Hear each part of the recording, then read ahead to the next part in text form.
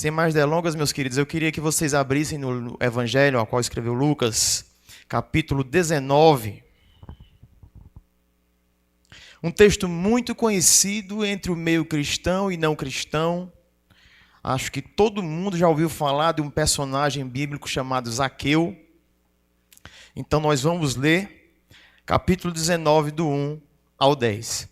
Queria que você acompanhasse comigo essa leitura. Vou ler bem devagar, porque o trecho é muito pequeno para que você entenda cada trecho dessa mensagem. E o texto diz o seguinte: entrando em Jericó, atravessava Jesus a cidade. Eis que um homem chamado Zaqueu, maioral dos publicanos e rico, procurava ver quem era Jesus, mas não podia por causa da multidão, por ser ele de pequena estatura. Então, correndo adiante, subiu a um sicômoro, a fim de vê-lo, porque ali havia de passar. Quando Jesus chegou àquele lugar, olhando para cima, disse: Zaqueu, desce depressa, pois me convém ficar hoje em tua casa. Ele desceu a toda pressa e o recebeu com alegria. Todos os que viram isto murmuravam, dizendo que ele se hospedara com um homem pecador. Entre mentes, Zaqueu se levantou e disse ao Senhor: Senhor, resolvo dar aos pobres a metade dos meus bens. E se em alguma coisa tenho defraudado alguém, restituo 4 vezes mais. Então Jesus lhe disse: hoje houve salvação nesta casa, pois que também este é filho de Abraão. Porque o Filho do Homem veio buscar e salvar o perdido. Curve agora a sua cabeça, meu querido. Senhor Deus, nessa noite eu venho te pedir, Pai, que o Senhor fale aos corações, Senhor. Porque eu não sou nada e nem ninguém para falar ao coração de alguém, Senhor. Mas a Tua palavra, Pai, como ela própria diz, ela é apta para discernir, Senhor. Tal qual espada de 2 gumes, Senhor. Que o Senhor possa falar ao nosso coração através dessa leitura, desse personagem bíblico chamado Zaqueu, e que possamos tirar lições práticas para o nosso dia a dia. E aprender, Senhor, acima de tudo, que o Teu reino é o mais importante. E nada mais pode sobressair disso, Senhor. Obrigado, Deus, por essa oportunidade, em nome de Jesus. Amém.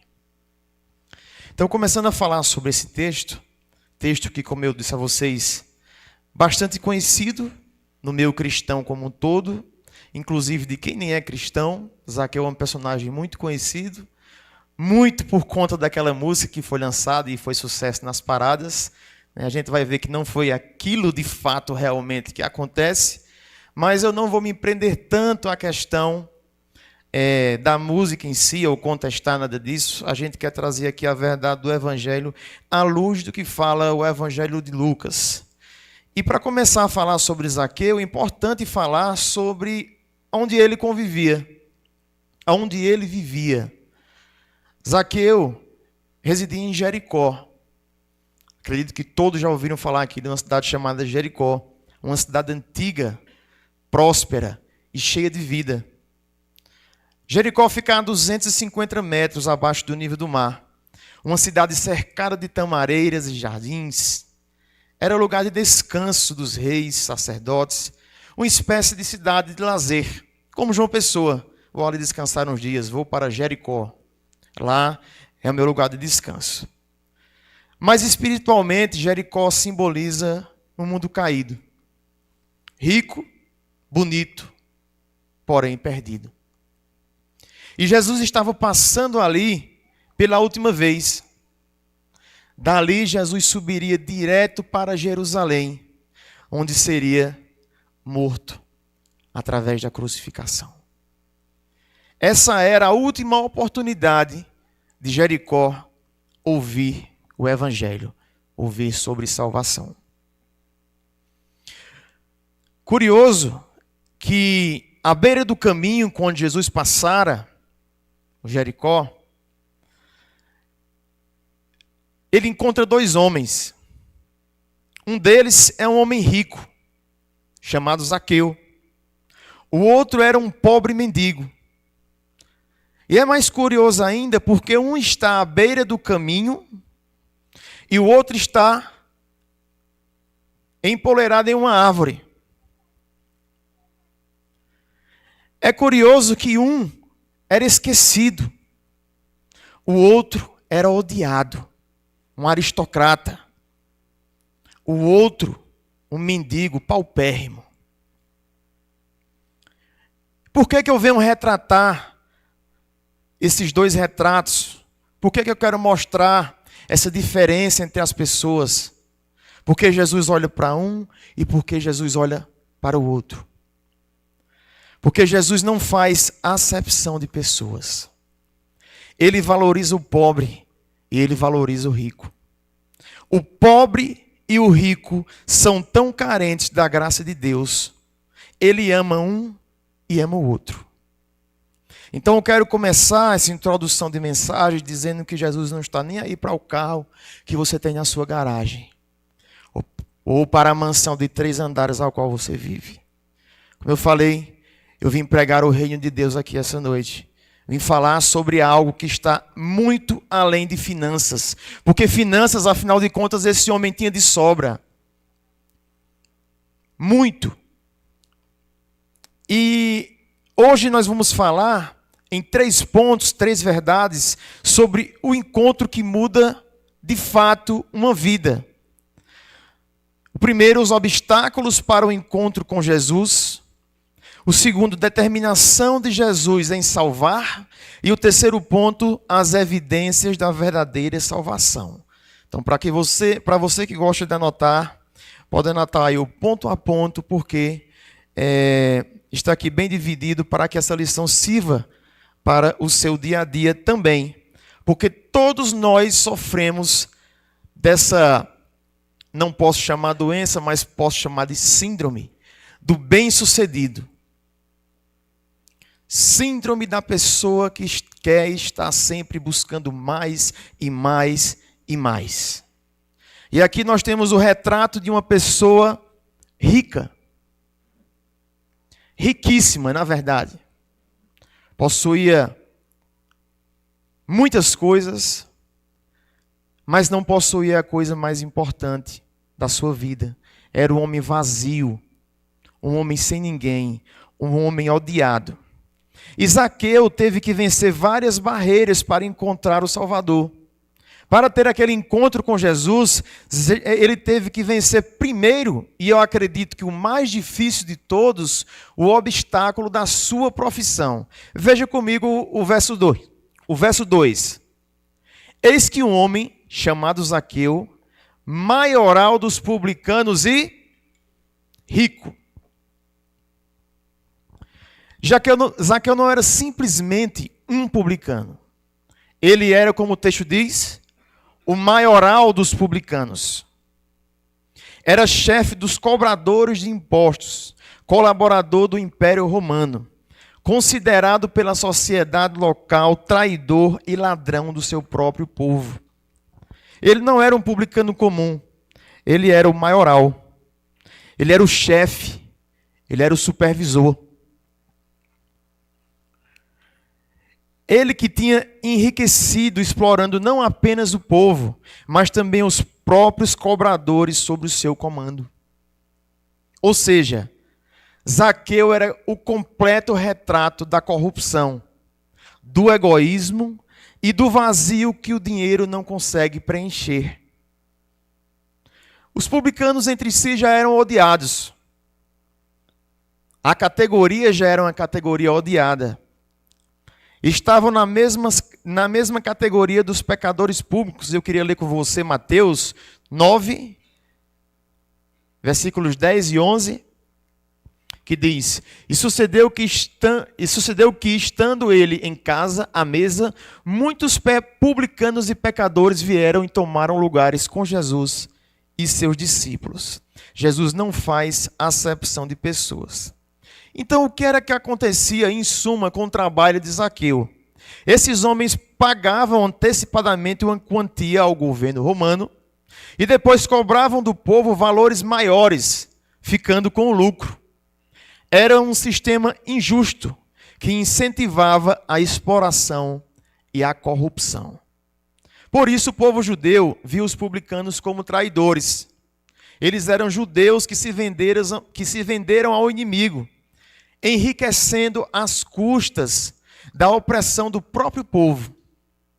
E além disso, e muitas vezes também esquecida pela religião. Apesar de toda a sua riqueza, tudo que ele juntava, tudo que ele tinha, ele era sozinho, odiado e vazio. O maioral dos publicanos era o chefe que controlava todos os outros, de tal maneira que ele concentrava em si toda a riqueza da exploração e da opressão de um povo que gemia debaixo da taxação cruel de tributos pesadíssimos. Portanto, o maioral dos publicanos era o cabeça desse tão odiado esquema de corrupção, e esse tema já não é tão atual, como vocês podem ver, é antigo. É esse homem que precisa romper toda essa conjuntura para ter um encontro com Jesus. Eu queria que você abrisse rapidamente, ou simplesmente colocasse aqui, Romanos 5, 20. Romanos 5, 20, que diz: sobreveio a lei para que avultasse a ofensa, mas onde abundou o pecado, superabundou a graça. Há quem ache que seu passado o impede de chegar a Jesus, mas aí é que justamente a sua graça te alcança. Zaqueu não era das melhores pessoas, talvez pela sociedade local tratado como uma escória. Lendo outros títulos, os cobradores de impostos por vezes eram cuspidos pela própria sociedade na hora da taxação. Então, vejam que eles eram realmente odiados pelo povo. E voltando aqui, o primeiro obstáculo, o obstáculo da profissão, obstáculos que nos impedem de nos achegar a Jesus, assim como Zaqueu, também é conosco. Porque nós, na nossa profissão, sempre buscamos querer fazer e ser o melhor. E aí eu pergunto a você, logicamente você não precisa me responder, mas responda a si mesmo. Você procura fazer o melhor na sua profissão por você, para que os outros enxerguem, ou para a glória de Deus?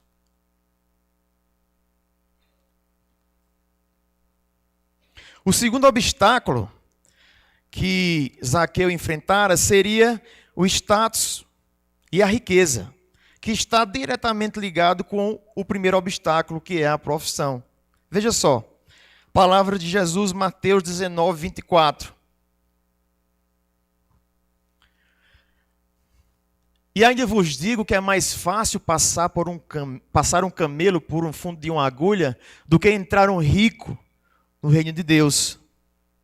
Riqueza, em tese, não como vinha de regra, gera autossuficiência. Mas veja bem, o problema não é o dinheiro.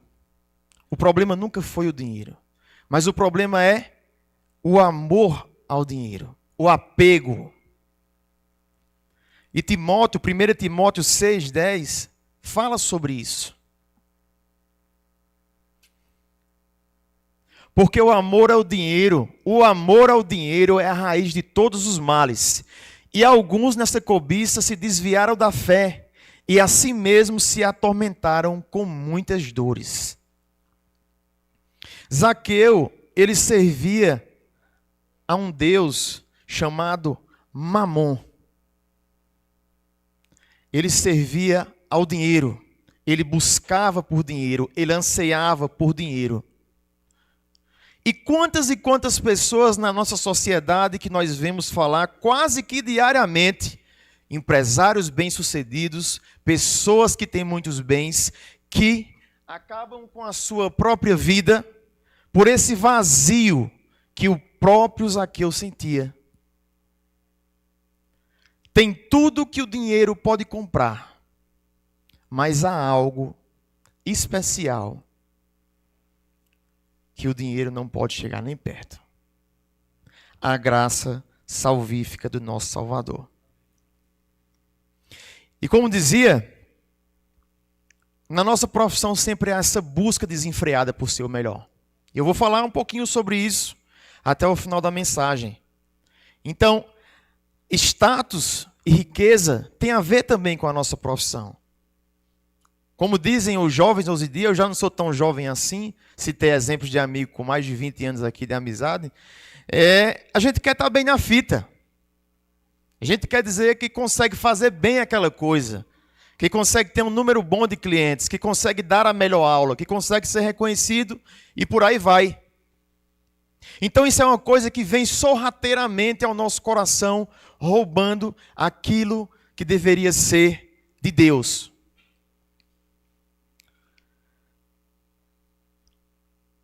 Zaqueu enfrentava esse problema esse alertado pelo próprio Senhor Jesus. Antes de subir na árvore, antes de subir naquela árvore, Zaqueu precisava descer do trono do seu próprio coração, que estava distante de Deus e apegado ao dinheiro. O terceiro ponto é o ponto do obstáculo da limitação física. Veja só, diz no verso 3, você pode acompanhar comigo, procurava ver quem era Jesus, mas não podia por causa da multidão, por ser ele de pequena estatura. O problema físico se tornou para ele porta para um milagre espiritual. Dessa forma, ele correu, subiu numa figueira brava, ou sicômoro, como queira, atitude impensável para um homem rico e respeitado. Eu fico a imaginar, ao ler esse texto, o que é que a sociedade daquela época pensou quando viu aquele homem maioral dos publicanos, chefe de todos, em cima de uma árvore para ver quem era Jesus. Façamos uma comparação para o dia de hoje e vamos pensar no nosso presidente da República, que também não tem nessa altura toda, e vai passando uma pessoa muito importante, e ele sobe ali em cima do andaime ou de uma escada para ver quem é que está passando. O que é que a sociedade vai pensar? Mesma coisa que pensaram acerca de Zaqueu. Atitude impensável para um homem rico e respeitável quanto ele. O que eu trago para nós como lição viva sobre isso é que muitos deixam pequenas limitações impedir grandes encontros. Mas quando há sede de Deus, nenhum obstáculo é grande o suficiente para impedir. Queria ler com vocês Salmo 42, versos 1 e 2.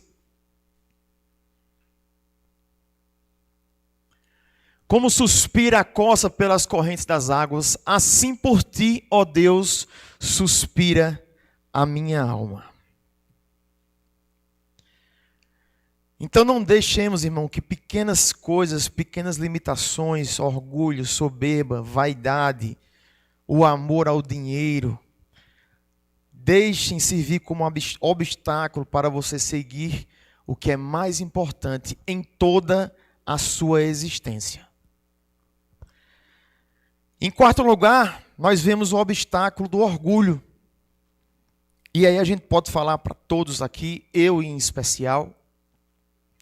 Então, o verso 4 diz: então, correndo adiante, subiu a um sicômoro, a fim de vê-lo, porque ali havia de passar. Espera aí, um homem de prestígio, correndo e subindo numa árvore? Vergonhoso aos olhos da sociedade. Ele que já não era muito bem quisto, podiam esperar qualquer tipo de coisa dele. Mas quem quer ver Jesus, quem quer ter um encontro com Jesus, precisa descer do pedestal. Precisa, como diziam os antigos, calçar as sandálias da humildade. Precisa reconhecer o senhorio de Jesus sobre a sua vida. Tiago 4,6 fala muito explicitamente sobre isso.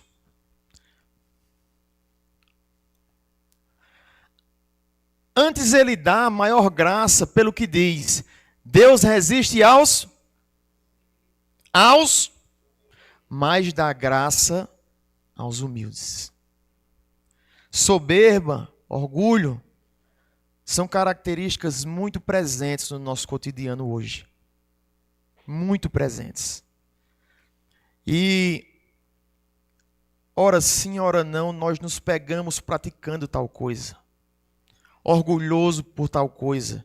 Tratando outrem com soberba porque você consegue desempenhar a melhor função do que aquela pessoa. Cuidado, para Deus não resistir a você. Pense comigo agora mais uma coisa. Um homem rico, publicano-chefe da Receita Federal de Jericó, a cidade dos palácios, das palmeiras, a cidade do comércio, um homem que era autoridade naquela cidade, e agora precisa correr para subir numa árvore. Primeira coisa, irmãos, para subir naquela árvore ele teve que descer do seu orgulho, se despir completamente da vaidade, esquecer que ele era naquele momento o maioral dos publicanos e subir naquela árvore. Tem muita gente que tem dificuldade de ter um encontro com Cristo por causa do orgulho, da soberba, da vaidade. E diz a Bíblia que ele desce, Zaqueu desce a toda pressa e desce com toda alegria para ter esse encontro com Jesus. E eu não sei como você chegou aqui hoje. Eu não sei como você está aí nos assistindo pela transmissão. Em qual fase você está, mas para você ter um encontro real e verdadeiro com Cristo, é preciso você se despir de toda a sua vaidade e orgulho. Se despir da ilusão, muitas das vezes, que você tem que ser rico, tem que ser uma pessoa conhecida ou famosa. Enquanto você não se despojar de tudo isso, é impossível que você se dobre ao senhorio do Redentor e Salvador Jesus Cristo. Então, abandone a soberba e o orgulho como padrões para a sua vida. E se dobre diante daquele que pode fazer todas as coisas. Quinto lugar, o obstáculo da multidão. A multidão impedia aquele pequeno homem de ver a Jesus. Também de tal forma como impediu Bartimeu de clamar. A multidão em si é sim do medo de ser julgado. Só que Jesus diz muito claramente, irmãos, Mateus 8:34, quem quiser vir após mim, negue-se a si mesmo, tome a sua cruz e siga-me. Zaqueu venceu o obstáculo da multidão. Se você acompanhar comigo aqui o verso 3, ele procurava ver quem era Jesus, mas não podia por causa da multidão, por ele ser de pequena estatura. Inclusive, como eu mencionei anteriormente, o mendigo também enfrentou o mesmo problema. Bartimeu começou a clamar a Jesus, filho de Davi, pode de mim. E a multidão que acompanhara Jesus dizia, para de gritar, não incomoda mais o mestre. E ele cantava tomando o tom mais alto, Jesus, filho de Davi, tem misericórdia de mim. Afinal de contas, irmãos, a voz do povo é a voz de Deus realmente? Você concorda com isso? Quando foi perguntado a Pôncio Pilatos, Jesus ou Barrabás, será que aquela voz era a voz de Deus respondendo Barrabás?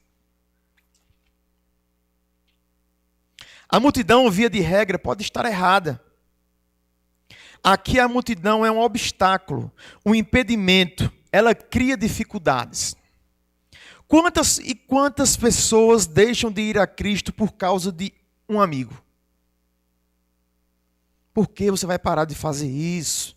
Por que você vai parar de ter esse padrão de vida? porque você está se afastando. Não faça isso por conta de um parente que diz, olha, se for para essa lei aí, pode esquecer aqui os almoços ao domingo.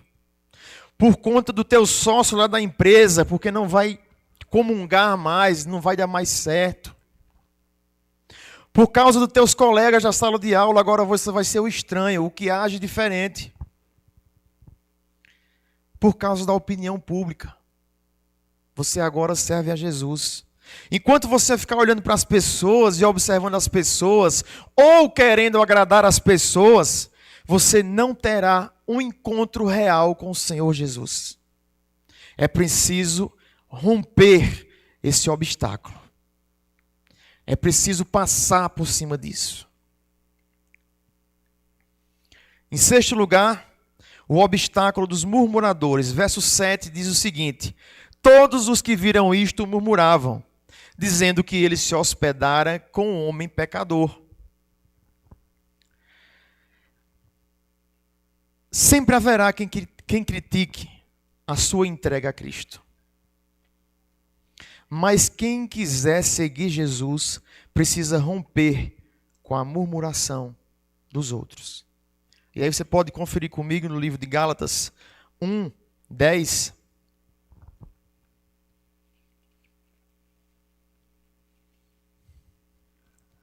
Que diz, porventura procuro eu agora o favor dos homens ou de Deus? Ou procuro agradar os homens? Se agradasse ainda a homens, não seria servo de Cristo. Agora, volta comigo lá no verso 7. Todos os que viram isto murmuravam, dizendo que ele se hospedara com um homem pecador. A Bíblia tem algumas expressões que precisam ser destacadas. Exemplo. Quantas pessoas viram Zaqueu naquela árvore e Jesus olhando para cima, vendo Zaqueu, dizendo, Zaqueu, desce depressa, porque hoje me convém ficar em tua casa. Isso poderia causar espanto naquele pessoal. Porque, afinal de contas, Zaqueu era alguém importante para aquela sociedade.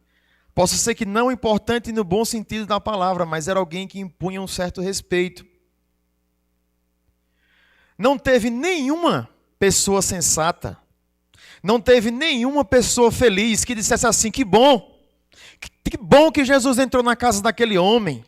Afinal de contas, agora ele vai ter uma mudança na vida. Vai mudar a família dele, vai mudar a casa dele, vai mudar o seu modo de ser. Ao contrário, ninguém se alegrou. Diz o verso 7 que alguns murmuraram? Não. Todos murmuravam. Todos os que viram isto murmuravam. Se você não tiver coragem, você não se rende a Cristo. Se você não tiver coragem, você não serve a Cristo. Sabe por quê? Porque os covardes não entram no reino de Deus. Quem está preocupado com a opinião pública, quem está preocupado com o que as pessoas vão falar, quem está preocupado com o que as pessoas vão dizer, acabam deixando de ter essa grande decisão. Acabam deixando de ter esse importante encontro com o Redentor e Senhor Jesus Cristo. Então esses obstáculos, eles impediram Zaqueu de se aproximar de Jesus. E eu não sei com quantos desses obstáculos você hoje pode se confrontar. Fama, trabalho, talvez o teu trabalho seja para você uma pedra de tropeço. Talvez não sirva para que você sirva Jesus lá e trabalhe nesse local. Você está de olho na riqueza daqui, dessa vida? É uma frase que o pessoal diz, um ditado popular, que mortalha não tem bolso e caixão não tem gaveta. Talvez sua herança sirva, o muito que você juntou aqui nessa terra, para os seus herdeiros, né? Mas para você, era mais importante você ter juntado tesouros no céu, onde a Escritura diz que a traça e a ferrugem não corroem, juntou aqui. E o aqui, depois que você se for, não lhe servirá mais de nada. Ou será a multidão? Seu problema é o apontamento das pessoas? É você ser uma pessoa diferente? É você ir no caminho contrário da sociedade hoje que está tão corrompida? Qual é o maior obstáculo, pense comigo hoje, que afasta você de ter esse encontro real com Jesus? Indo para o ponto 2, a determinação de Jesus em salvar Zaqueu. Entenda, comecei falando sobre aquela música no início, né? E a gente vai agora observar alguns pontos que vão de encontro a isso. A salvação não nasceu da busca original de Zaqueu. Ela nasceu objetivamente da graça de Deus. Jesus viu primeiro Zaqueu. Verso 5. Quando Jesus chegou àquele lugar, olhando para cima, disse-lhe: Zaqueu, desce depressa, pois me convém hoje ficar em tua casa. Zaqueu procurava saber quem era Jesus, ou para onde ia a multidão, ou quem era aquela pessoa. Não sei se por curiosidade, não sei por qual motivo, mas eu sei de uma grande verdade, que Jesus o viu primeiro. E 1 João 4,19 fala sobre isso.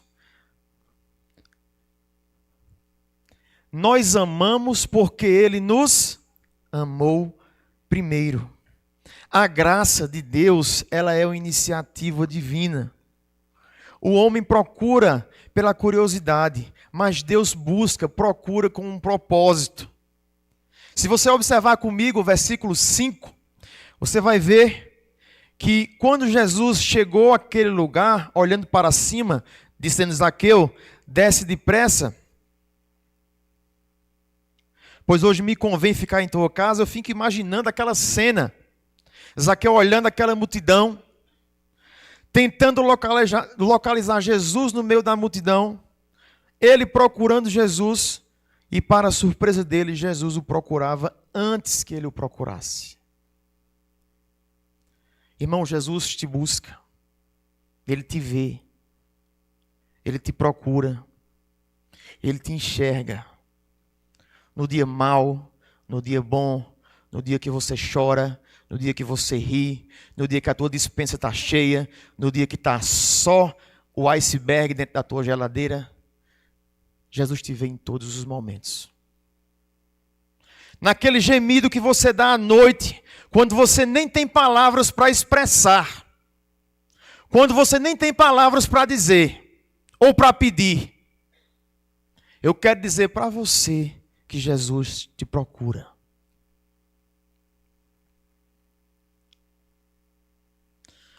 Jesus o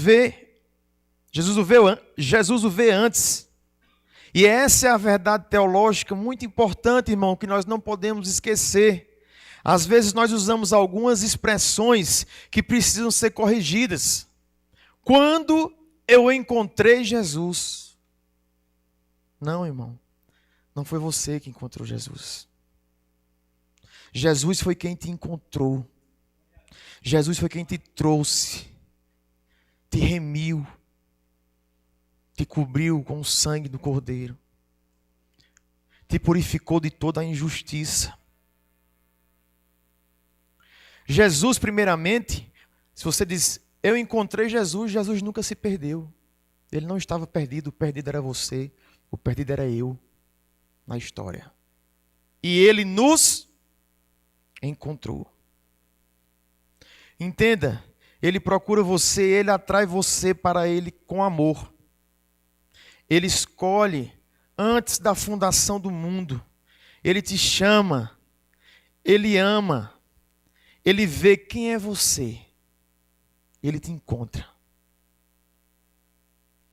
E às vezes esse encontro, irmãos, que eu vou falar lá no final da mensagem, não necessariamente marca o dia da sua conversão em que você se torna membro da Igreja Batista Bíblica. Esse encontro de repente pode ser hoje. Pode ser agora. Pode acontecer amanhã, depois de amanhã.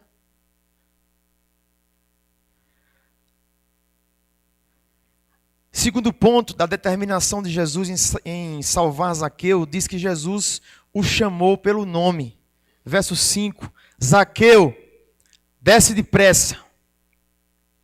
E aí, eu também acho lindo esse verso, Raíla também acha. Isaías 43, 1. Eu queria que você colocasse essa palavra, guardasse essa palavra dentro do seu coração.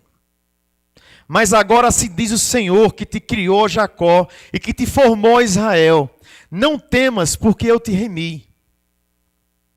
Chamei-te pelo teu nome, e tu és meu. A salvação é pessoal. Cristo não chama as massas, Ele não chama a multidão, Ele chama pessoas, Ele chama você. Então hoje Ele te convida a abandonar o orgulho, a soberba, a vaidade, a busca insaciável por uma riqueza que vai passar, que vai acabar, a servi-lo com verdade. E não tem problema nenhum, irmão, de você oferecer um conforto para a sua família. Não estou pregando aqui pobreza material, não, que você tem que comer bolacha creme cracker de água e sal todo dia, não. Não estou falando sobre isso. Eu estou falando quando o seu coração está só nisso. Porque nós sempre temos um bom motivo para ocupar todo o nosso tempo dizendo que queremos oferecer o melhor para a nossa família. Não tem tempo para nada, nem para a família que quer oferecer o melhor para a família. Existe algo mais paradoxal do que isso. Você não tem tempo para ajudar na igreja, você não tem tempo para trabalhar na igreja, não tem tempo para a sua família, você não tem tempo para nada, porque o seu trabalho virou o seu Senhor.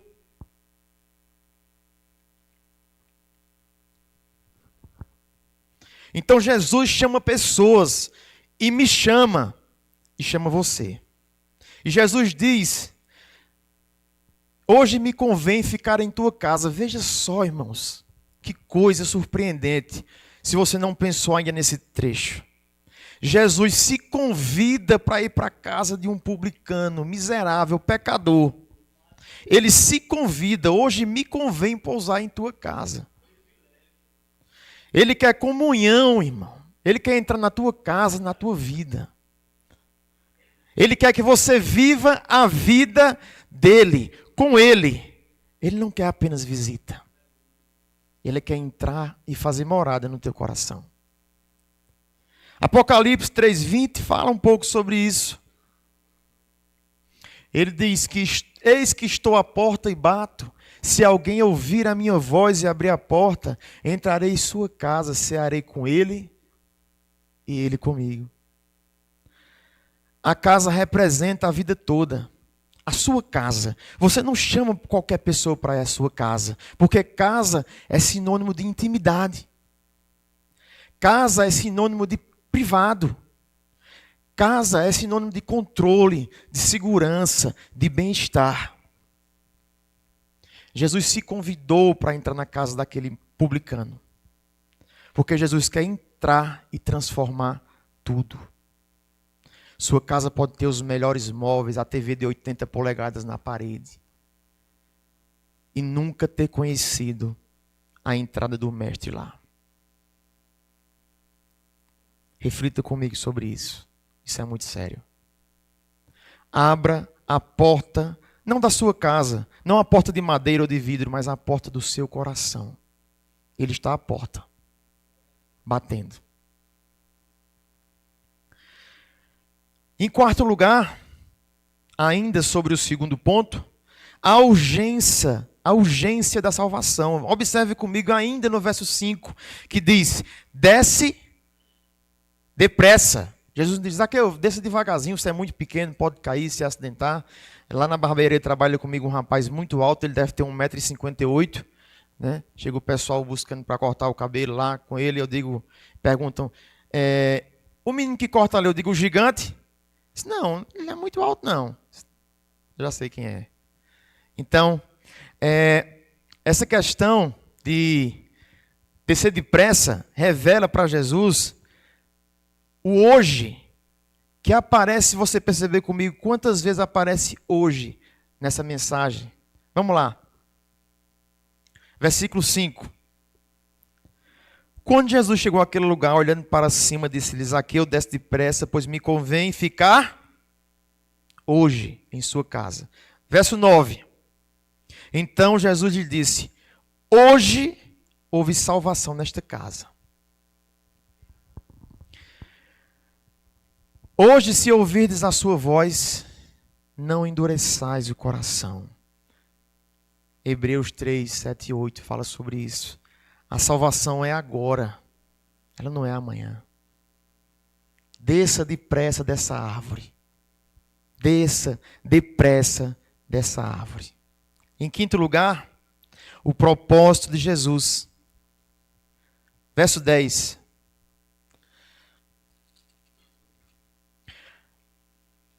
Porque o Filho do Homem veio buscar e salvar o perdido. Esse é o resumo, o suprassumo do Evangelho. Jesus busca porque o homem está perdido. Jesus salva porque o homem não pode se salvar. João 10, 11 fala sobre esse sacrifício do próprio Cristo, que diz que o bom pastor, ele dá a vida pelas suas ovelhas. Terceiro lugar, terceiro ponto, as evidências de uma salvação verdadeira. Ah, irmão, é muito fácil dizer que está salvo. E a gente vai conversar isso no meio de gente que ainda não compreendeu as verdades do Evangelho, que a salvação é dom de Deus. Aqui mesmo na igreja é uma das coisas que mais a gente aprende esse verso de Efésios, né? Efésios 2, de 8 a 10. Se eu pedir para todo mundo falar em voz, já estou aqui certeza que vai ter um coro, né? É dom de Deus, não por obras, para que ninguém se glorie.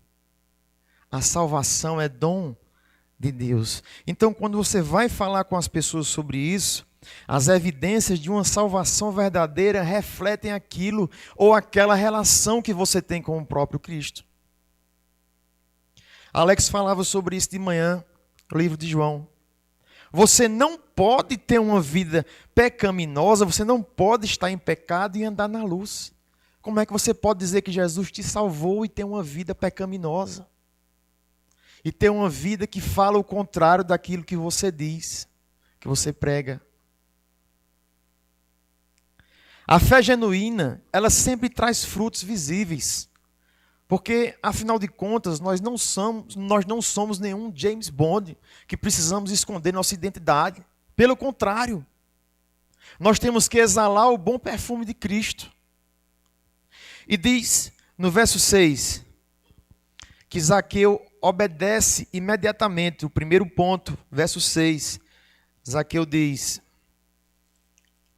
aliás, ele desceu a toda pressa e o recebeu com alegria. A fé verdadeira obedece prontamente. Mateus 4:20, queria ler com vocês. Então eles deixaram imediatamente as redes e o seguiram. A gente já sabe quem é, né? A gente está falando aqui de Pedro e companhia. A obediência imediata é uma das evidências de uma salvação verdadeira. Ela obedece prontamente. Zaqueu não adiou a descida. Não, mestre, pode ir andando que mais na frente eu lhe encontro. A multidão está muito apertada aqui. Ele não falou isso no texto. Pedro também disse, deixa eu terminar meu dia de pesca, que já foi muito bom, peguei um monte agora, quem sabe eu não vou lá e pego mais outro monte. Não. Ele largou tudo e seguiu. Obediência imediata. Segundo ponto, verso 6. Alegria em receber Jesus. Diz o texto, ele desceu a toda pressa e o recebeu com alegria. A salvação, ela traz alegria. Abra lá comigo, Salmos 51, 12. Restitui-me a alegria da tua salvação, o salmista Davi diz, e sustenta-me com um espírito voluntário. O pecado promete prazer, mas oferece culpa. Cristo promete perdão e dá alegria eterna. Então, com alegria, nós recebemos Jesus. O povo diz, rapaz, deve ser muito chato servir a Deus. Ou como na linguagem popular é dito, é muito chato ser crente, você não pode fazer nada. Eu não preciso fazer nada, porque eu já tenho tudo. Porque eu já encontrei o tudo da minha vida. O que é o tudo para essas pessoas? 3. Terceira evidência de uma salvação verdadeira é o seu coração transformado. Veja lá comigo o verso 8.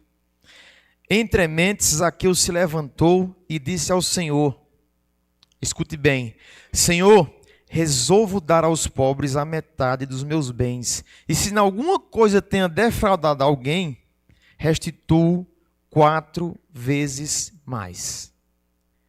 A mudança de Zaqueu foi radical e prática. Ele trocou a idolatria, o amor ao dinheiro, pelo amor ao próximo. E claro, irmãos, que Jesus conhecia o coração daquele homem. Sabia se aquele momento ele estava agindo de fato com sinceridade ou não. Tanto é que Jesus completa e diz que hoje houve salvação nesta casa. Porque ele poderia enganar qualquer cidadão. Podia cobrar um imposto a mais de quem ele quisesse. Mas a Jesus ele não enganava. E Jesus disse que naquele dia houve salvação.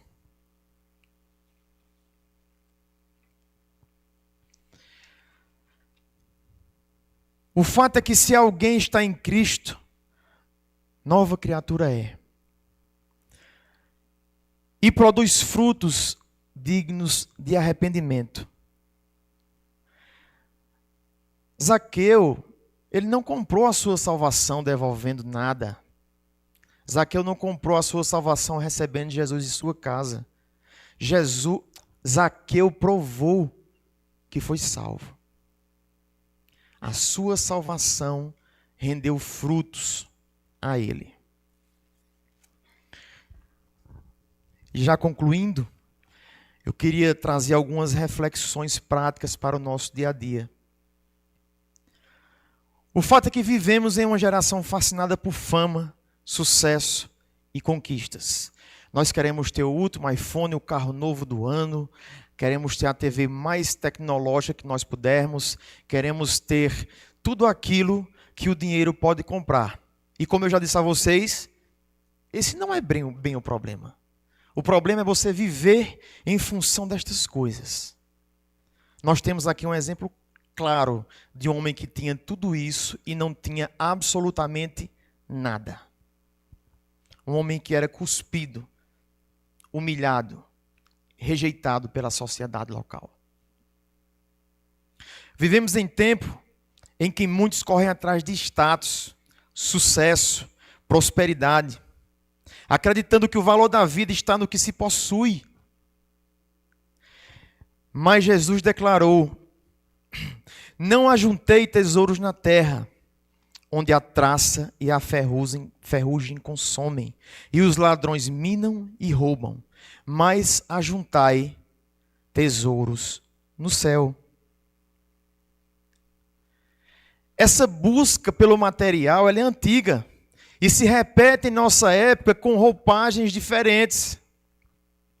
Zaqueu, o homem do nosso texto, também acreditava que a prosperidade resolveria o vazio do seu coração.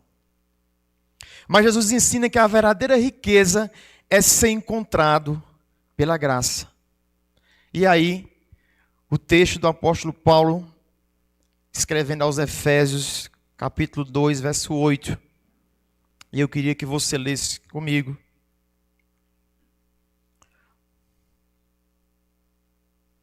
Efésios 2, 8. Eu queria que no 3, para fazer um coro bem bonito. 1, 2, 3. Porque pela graça sois salvos mediante a fé. E isto não vem de vós, é dom de Deus. Amém. Esta frase resume: a salvação é iniciativa do nosso Salvador.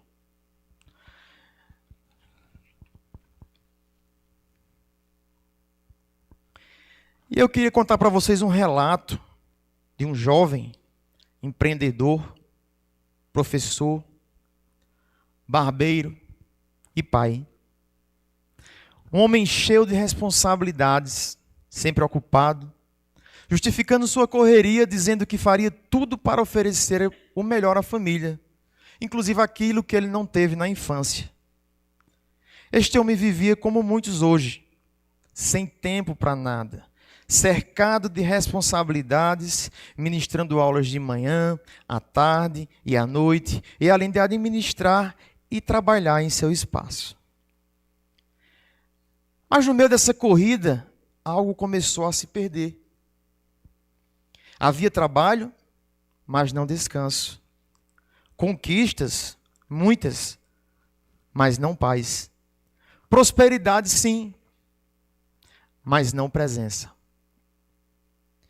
Até que num determinado dia, ele não suportou mais a pressão.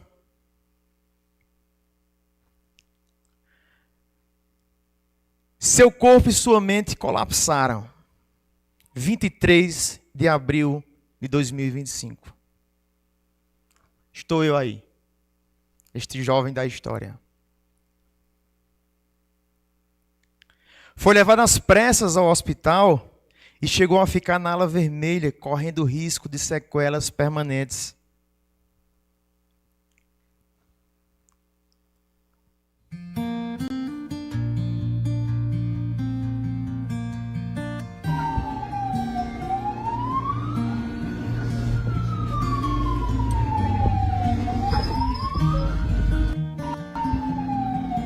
A ordem do Senhor o livrou. E hoje ele pode dizer: estou aqui contando essa história para a glória de Deus. O diagnóstico foi claro: ansiedade, esgotamento mental, burnout, estafa severa. Ele precisou reduzir sua jornada, mudar seu ritmo e aprender um novo padrão de vida, o padrão do reino de Deus. E mesmo lucrando além do que um dia poderia imaginar, compreendeu que o sucesso nos afasta de Deus não é bênção, é armadilha. Hoje esse jovem entende que o verdadeiro descanso não está em ter menos tarefas, mas em ter mais de Deus. E assim como Zaqueu, ele está aprendendo a descer da árvore do ativismo, da pressa, da autossuficiência, para permitir que Jesus ficasse em sua casa. Não por um dia, mas para sempre.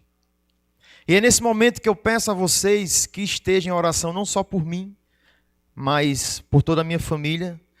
Muitos eu sei que aqui oraram por mim, me visitaram, estiveram comigo. Muito obrigado a todos, de verdade, de coração. A gente se sentiu muito abraçado nesse momento difícil da nossa vida. E eu gostaria de dizer a vocês que ainda não cheguei onde deveria ter chegado. Acredito que isso é um processo. Mas estamos caminhando e olhando com um olhar diferente. Buscando primeiramente tratar o reino de Deus como